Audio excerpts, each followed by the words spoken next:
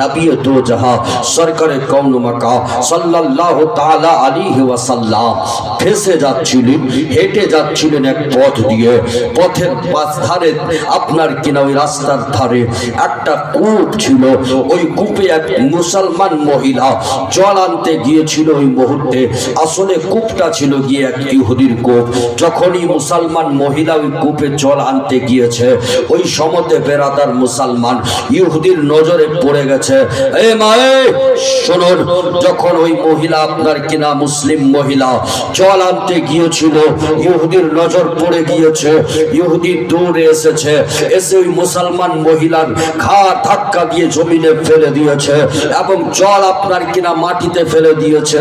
এমন অবস্থাতে রাসূলে কায়নাত মায়ার নবী দয়ার নবী জনাবে মুহাম্মদুর রাসূলুল্লাহ সাল্লাল্লাহু তাআলা আলাইহি ওয়াসাল্লাম দেখেছিলেন। দেখার পরে নবী আমার সেখানে আপনার কিনা মায়ুস হয়ে ওখান থেকে ব্যাক হয়ে আসলেন। ওইখান থেকে যখন ঘুরে চলে আসলেন, আসার পরে আল্লাহ পাক রব্বুল আলামিনের নবীর চোখে জল ছিল, অশ্রু বিগলিত হচ্ছিল। সমস্ত সাহাবাগণ আপনার কিনা পাশে চলে আসলেন। হযরতে আবু বকর সিদ্দিক পাশে আসলেন, হযরতে উমরে ফারুক পাশে আসলেন, হযরতে উসমানে গনি পাশে আসলেন, হযরতে আলী কারিমুল্লাহ ওয়াজহুল কারীম পাশে আসলেন। এক কথায় সমস্ত সাহাবাগণ একের পর এক পাশে আসলেন। কেউ বুঝাচ্ছেন ইয়া রাসূলুল্লাহ ইয়া হাবিবাল্লাহ, নবী গো আপনার চোখে জল কেন, কে কাঁদিয়েছে আপনাকে বলুন, কে আপনার চোখে জল নিয়ে এসেছে আপনি বলুন, তার গর্দন খানাকে মেরে দিয়ে চলে আসবো। ইয়া রাসূলুল্লাহ, এই পৃথিবীতে কার এমন পাওয়ার হয়েছে, কার এমন শক্তি হয়েছে যে আপনাকে কষ্ট দেবে? ইয়া রাসূলুল্লাহ, যদি আপনার জন্য আমাদের জীবনের বিসর্জন দেওয়ার প্রয়োজন হয়, আমরা নিজের জীবনের বিসর্জন দিয়ে দেব। আপনার জন্য ধন সম্পদ দেওয়ার প্রয়োজন হয়, ধন সম্পদকে বিলীন করে দেব। ইয়া রাসূলুল্লাহ, আপনার মুখে সবসময় হাসি দেখতে চাই, কান্না নয়। নবী গো আপনি বলুন, আপনাকে কে কাঁদিয়েছে? এই মা বোন শুনে রাখুন, ওই মুসলিম মেয়েকে ধাক্কা দেওয়ার কারণে, এক ইহুদি ওই মুসলিম মেয়েকে জল আনতে না দেওয়ার কারণে রাসূল আমার দুঃখিত হয়েছিলেন, নবী আমার কষ্ট পেয়েছিলেন। আল্লাহ পাক রব্বুল আলামিনের নবী হযরতে আবু বকর সিদ্দিককে বলেছিলেন, হযরতে উমর ফারুককে বলেছিলেন, হযরতে উসমানে গনিকে বলেছিলেন, হযরতে আলীকে বলেছিলেন, সমস্ত সাহাবাগণকে বলেছিলেন, বলে আমার প্রাণ প্রিয় সাহাবাগণ, তোমরা চোখের জল থামাতে পারবে, তোমরা নিয়ে আসতে পারবে আমার মুখে হাসি? বলছে ইয়া নবী আল্লাহ, আপনি বলুন কি করতে হবে? আপনার চোখের জলকে আমরা মুছে দেব, আপনার মুখে আবার হাসি ফুটিয়ে দেব। নবী মুস্তাফা বলেছিলেন, কে আছো এই জায়গাতে ওই ফালা ইহুদির কূপটাকে ক্রয় করে এনে দিতে পারবে? যদি আজকে ওই কূপটাকে, ওই কুয়াটাকে কেউ কিনে এনে দিতে পারে, তাহলে আমি রাসূলুল্লাহ বলছি দিয়ে যে ওই যেই কিনে নিয়ে এসে যাবে তার নামে একটা জান্নাতের ঘর আমি রেজিস্ট্রি করে দেব। বলুন না সুবহানাল্লাহ। अभी तो मेरे आला हजरत बरेली के सरजमी से आवाज उठाते हैं कि तुझसे और जन्नत से क्या मतलब, वहां भी दूर हो, हम रसूलुल्लाह की और जन्नत रसूलुल्लाह की। बोलूं सुभानअल्लाह। बिरादर मुसलमान, नबी कायनात सल्लल्लाहु ताला अलैहि वसल्लम आवाज দিলেন। হযরত উসমানে গনি বলছেন, ইয়া রাসূলুল্লাহ, সামান্য একটা কূপ ক্রয় করতে হবে, বিনিময়ে কি দেবেন? তো বলছে জান্নাত দেব। হযরত উমরে ফারুক দেরি করলেন না, আপনার মতো মানুষ থাকলে সেখানে চিন্তা ভাবনা করতেন, আরে জান্নাত নেব তো পরে হবে, ওটা পরের ব্যাপার, কিন্তু সামনাসামনি কিছু নিয়ে নিয়ে। কিন্তু না, ওনারা দুনিয়াকে মান্যতা দেয়নি, ওনারা সব সময়তে আখিরাতকে মান্যতা দিয়েছেন। হযরত উসমানে গনি দৌড়ে চলে গেলেন, ইহুদিকে গিয়ে বলছেন, ইহুদি শোনো, তোমার এই কূপটার প্রয়োজন আছে, এই তোমার কূপটাকে আমি ক্রয় করতে এসেছি, এই কূপটাকে আমি কিনতে এসেছি, বিক্রি করবে কিনা বলো? বলছে কিনলে বিক্রি করব। বলছে বিনিময়ে কি নেবে বলো? বলছে যে কি নেব, তুমি কি দিতে পারবে?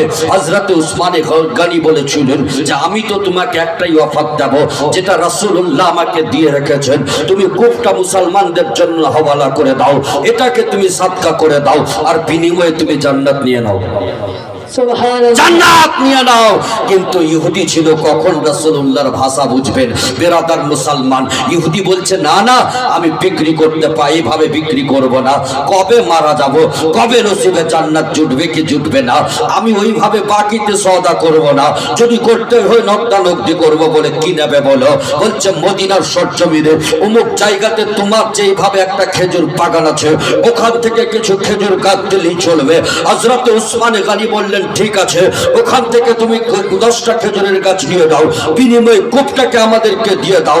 বেরাদার সওদা হয়ে গেল মুসলমানের কাছে, অর্থাৎ উসমান গনির কাছে। ওই ইহুদি কাম আপনার কিনা যখন কূপটাকে বিক্রি করেছিল, হযরত উসমান গনি খুশি খুশি আল্লাহ পাকের রাসূলের কাছে এসেছিলেন, এসে বলেছিলেন ইয়া রাসূলুল্লাহ, এখন মুখে হাসি ফোটান, এখন মুখে হাসি নিয়ে আসুন, এবং কি যে আপনার চোখের জল মুছে নিন।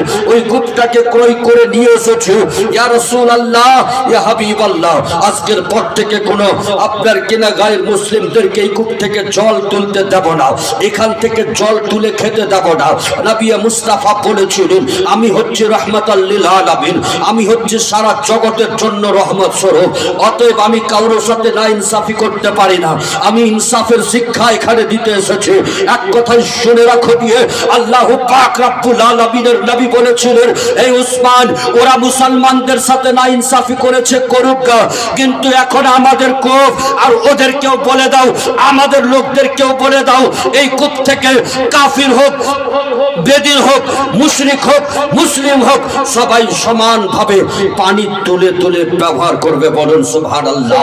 বেরাদার মুসলমান, আজকে কিছু লোক বলছে দিয়ে মুসলমান অন্যায় অত্যাচার চালাচ্ছে, কিছু লোক বলছে যে আপনার কিনা মুসলমানেরা সন্ত্রাসের শিক্ষা দিচ্ছে মাদ্রাসাগুলোতে, কেউ কেউ আওয়াজ তুলছে দিয়ে যে মুসলমান মানুষের উপর অন্যায় অত্যাচার করছে, আরে মানুষকে আঘাত করছে দিয়ে।